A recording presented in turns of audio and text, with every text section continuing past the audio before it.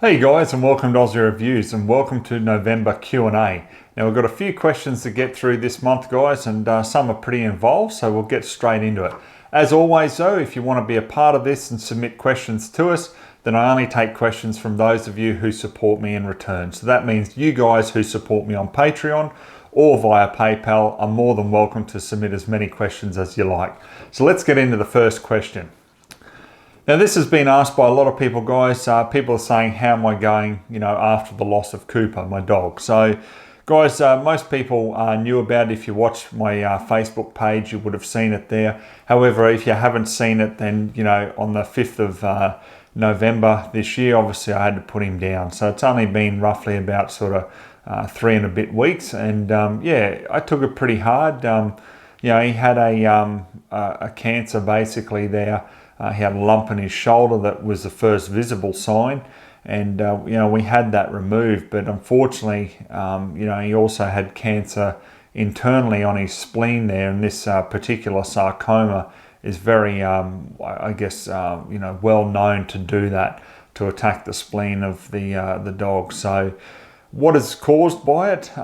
Excessive sun, basically they say. So almost like a skin cancer. However, this particular sarcoma is a cancer of the blood vessels. So once the dog has it, it's a very, very minimal chance of survival. So, it was pretty hard because it was unexpected because, like with Coop, it was only that morning that I took him to the oncologist, to the specialist, that I saw some actual change in him. His stomach was really swollen and tight.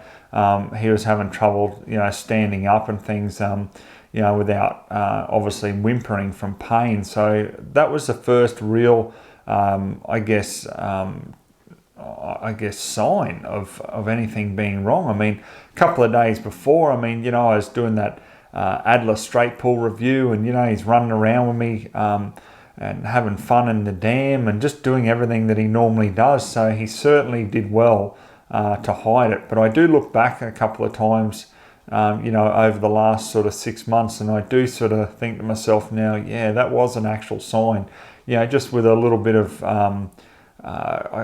you'd think it's laziness, but being lethargic, a bit like that. But then again, if I said to him, hey, you want to come for a swim? Bang, he's up and he's doing his normal thing. So it was really hard. At the end of the day, you always sort of beat yourself up a bit and go, what if?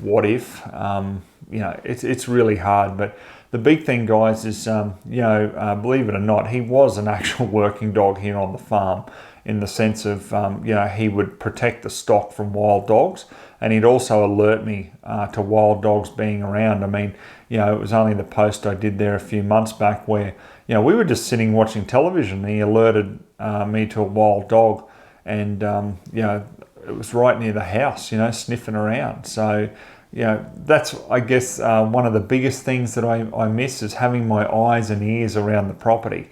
Yes, I will end up getting another dog because I do need another dog here on the farm. But, he will be truly, truly missed. I love that little guy more than anything in the world. And, it was very, very hard, for me, especially sort of the first week after, I had to put him down. So, anyhow, he'll be very much loved and in my memories, but, onward and upward, I will end up getting another dog.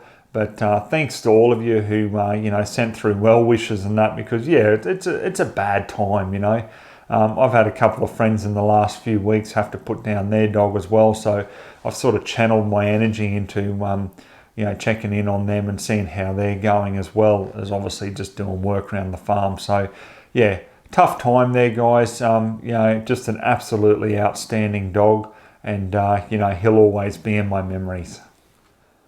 Next question I got here is from Ellis, and he says to me, hi Ozzie, I recently moved into the position of court clerk for the Hobart Magistrates Court. This involves running courts for criminal, civil, family violence and administrative appeals tribunals, etc. One of the processes I'm involved in is the administrative appeals for people who have either been denied a firearms license or denied being approved for Category C licenses when applying to be recognised as a primary producer. The main issue I've seen people coming unstuck with when appealing a decision by the Inspector of Firearms Services is that they seem to come to these tribunals with little, if any, legal advice or evidence besides their own anecdotes as to why they need a Category C licence. The police have a dedicated team of lawyers, Tasmanian Police Legal Service, whom will constantly use the following arguments. Number one, has the claimant used other methods of pest control such as baiting, improving infrastructure such as fencing, employing contract pest controllers, or utilising current A and B firearms to reduce pest numbers? Number two, has the claimant used subsonic ammunition when controlling pests as to reduce the likelihood of spooking game? Number three, how can the claimant justify the need for a semi-automatic firearm when their current A and B licence allows them to use pump-action rimfire rifles, which are very effective for controlling large numbers of small game? Now, the police will also attend the property to assess the numbers of pest animals and ask very detailed questions on your current pest control methods. Bear in mind the report conducted by police will be tendered to the tribunal. I've found that people tend to state in court conflicting statements to what was stated to police when they attended the property. I've been involved with 3 of these administrative appeal tribunals thus far, and my question is, what advice would you give to people who have been refused a Category C licence if they are to appeal the decision? Cheers. Okay, so pretty involved question, this one, but I'm more than happy to answer it from my experience. You know, obviously having a primary production licence and, you know, previous licences with federal pest control. So the first thing that really annoys me with this sort of thing is, you know, back when they had the Australian police minister meetings in '96, they clearly outlined there that Category C firearms will be available to primary producers and rural occupations like feral pest control. Okay, it really wasn't debated. It was allowed and permitted, you know, to be available for those purposes. So number one, I don't understand why there's all this, I guess, crazy fighting of primary producers being able to access these firearms.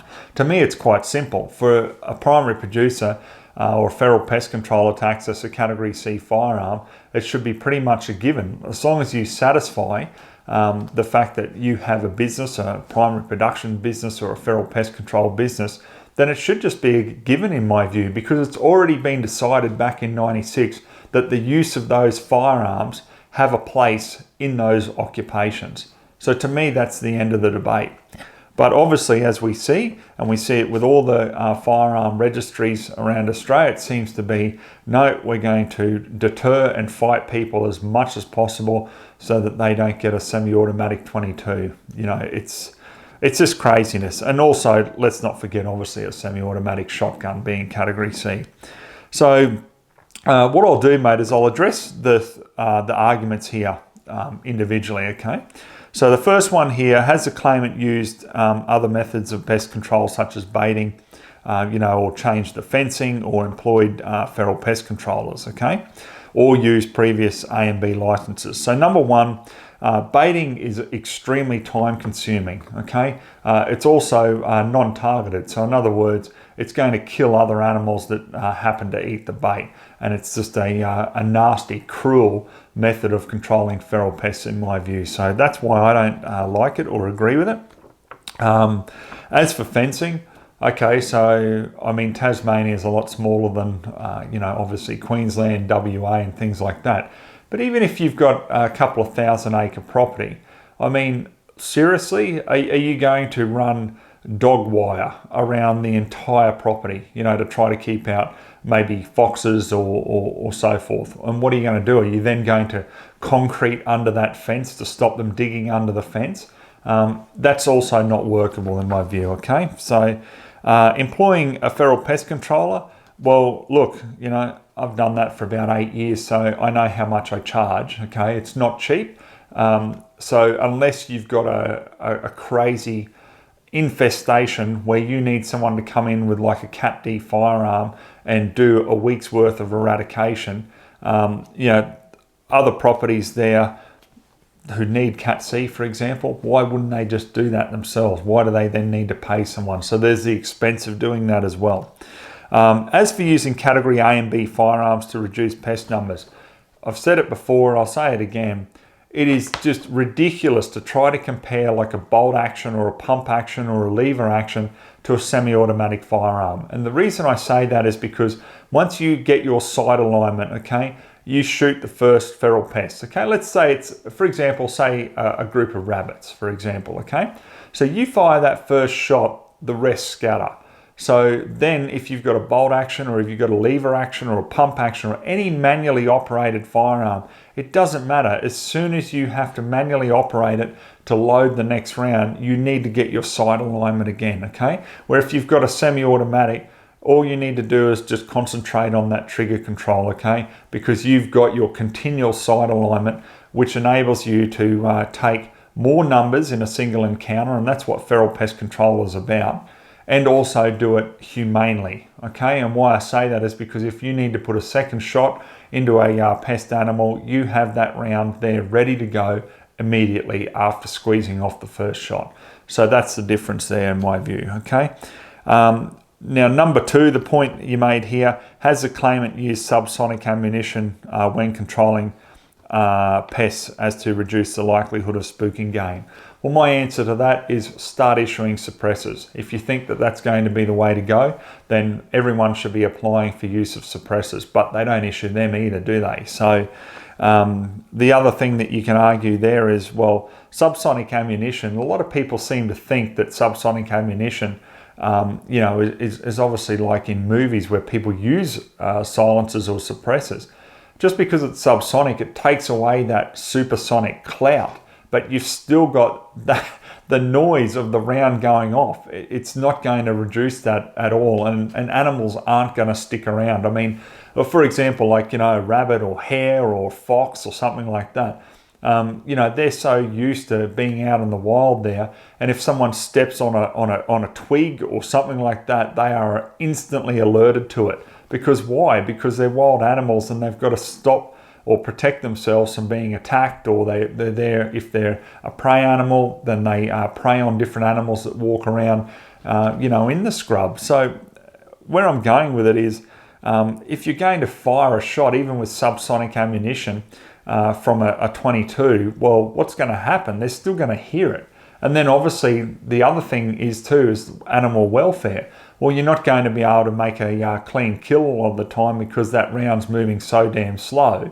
It doesn't open up and perform the way that a normal high velocity round does. Now, depending on your circumstances, naturally.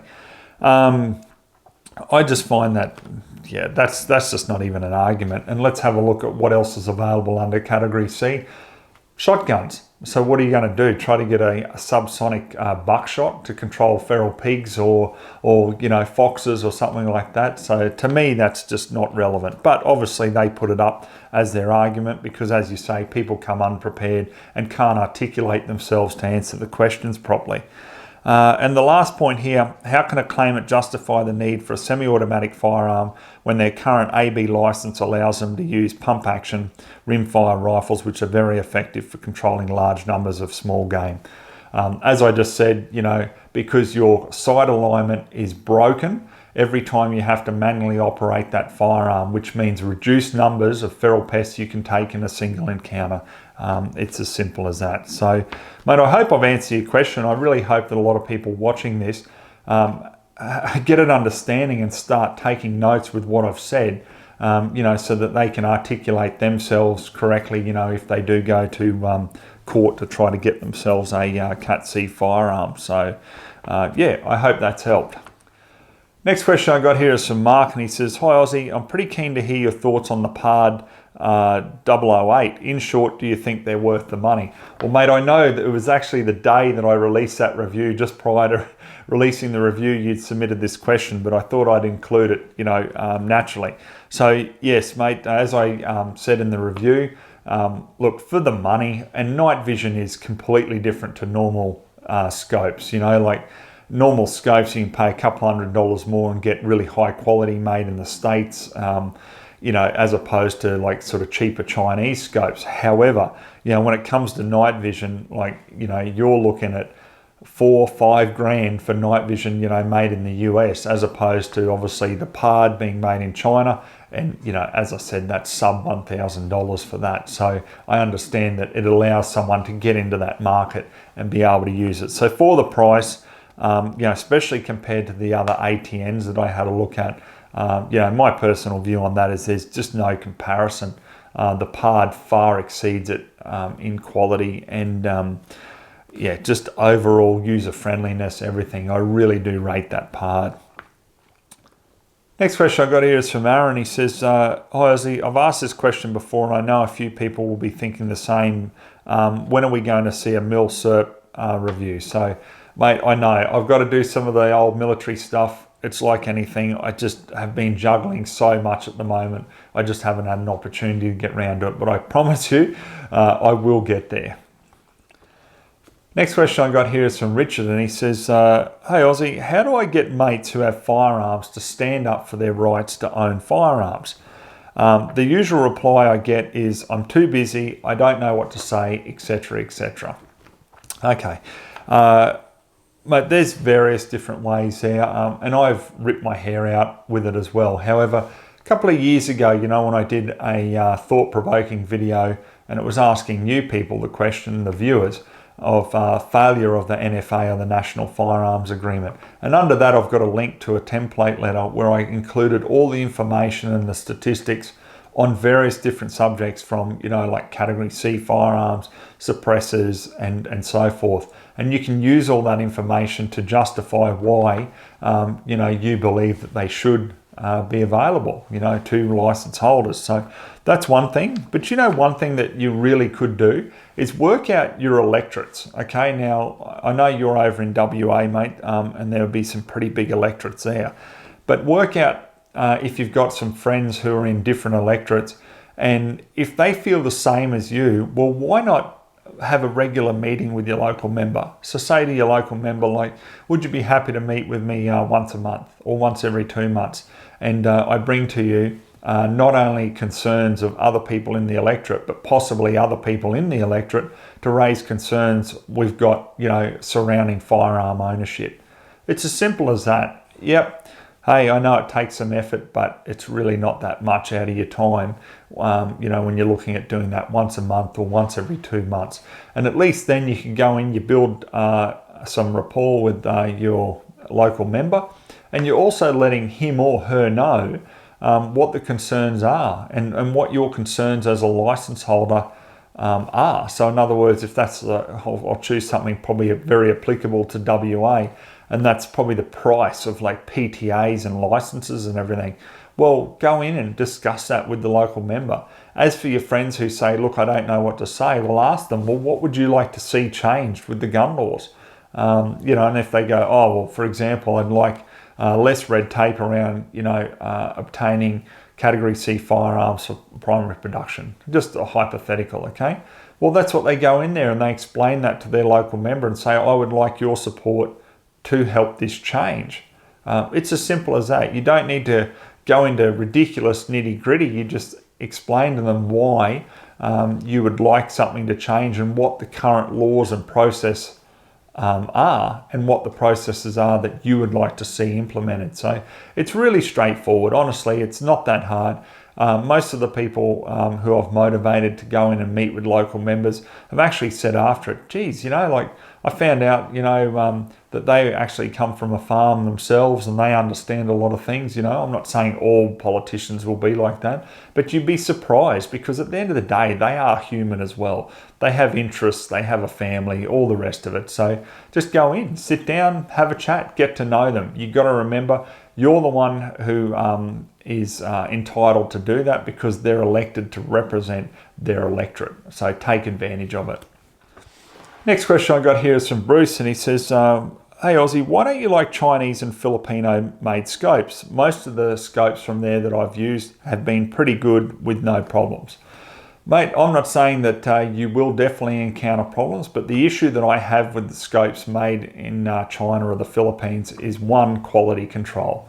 Okay, I've seen one scope of a particular brand and model work perfectly, and then I've had a friend buy the same one and it's absolutely rubbish. Okay, also too, I don't like the fact that you really are supporting that real cheap market all the time, and it concerns me when people continually to buy cheap from China or the Philippines. Well, what happens to those quality manufacturers who have been producing outstanding scopes for many years? I don't like to see sales go from them, but yeah, sure, competition is good, but not at the cost of quality. The other thing that I've found too with Chinese and Filipino made scopes is obviously the optical quality. Some of them have some decent glass, I'll admit that. And if I do review them, I'll review them, as you guys know, exactly how they perform. Personally, I just wouldn't recommend them or buy any of them to put on my own stuff, but I will still review them so that you guys can see how it performs. And if it's something you're interested in, by all means, you can go ahead and buy it.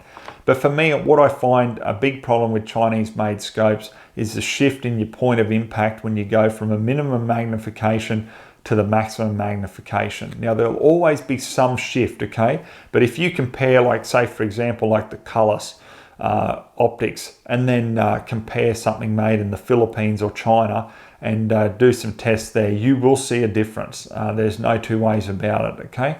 So that's why I personally don't like it. Also, long term, I like stuff that works long term, and a lot of people will say, oh, but those scopes made in China or the Philippines have an instant replacement warranty. Well, of course they do, because what do they cost to make? Next to nothing. So of course the manufacturer can offer you a full replacement, So yeah, I just don't like them for those reasons. It's only my personal view. I know there's people out there that love them, but me personally, I just wouldn't put any on my own gear.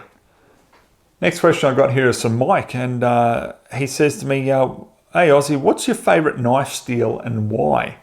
Okay, well, this is a good question because, we don't get a lot of knife questions, but I still enjoy answering them all the same. Now, I do love the super steels, is what they call the ultra premium steels, like S110V, 20CV, M390. There's a few in that bracket. And why I like them is because, they just hold their edge for so much longer than some of the, even premium and the lower quality steels there. So yeah, the super steels are awesome. I think it's a great advancement in technology. So in saying that, out of the group, I really love M390. And the reason I like M390 is you're going to get about that 9 out of 10 edge retention. Ease of sharpening, is only about 2 out of 10, but I mean, that's really not applicable to me because I use those Nanowacha Cirrus stones, and they just sharpen it just as if I'm sharpening a lower grade alloy there. So no problem there, but the actual corrosion resistance on it is probably the highest out of the ultra premium super steels. The only one that's the same is 20CV, and that's about 7 out of 10 for corrosion resistance. So M390, 20CV, both really good steels.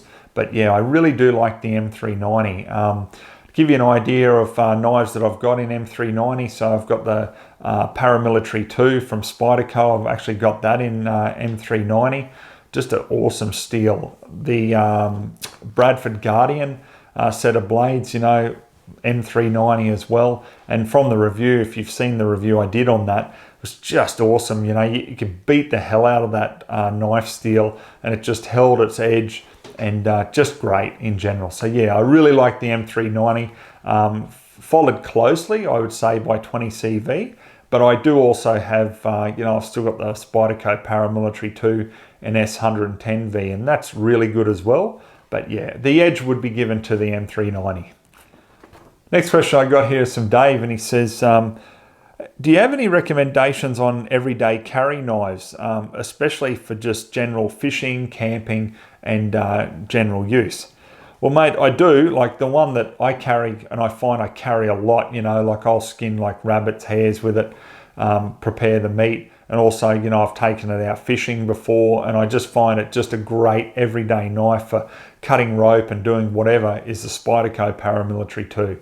Now, I've got a lot of different knives, but I seem to just keep going back to that one just for that everyday use here on the farm, and just in general. I just find them fantastic. They're not ultra cheap, but they are extremely high quality, made in the US. And honestly, mate, if you get one of them, you'll be like me. You'll just have it for years and years, and just a really nice knife in general. So have a look at that, but also have a look at the different knives I've reviewed, because there's many different ones out there. Keep in mind the Spyderco Paramilitary 2 is a folding knife, so I do like that, you know, because it just sort of sits discreetly in your pocket there. You know, I mean, there's arguments for and against for folding knives, as you know, comparing them to a fixed blade knife. But look, I just really like the Paramilitary 2. It's a great little folding knife, and yeah, I'm sure you'd be really happy with one. The last question I got here is from Sam, and he says, what caliber do you reckon is really great but never took off or got a massive following here in Australia?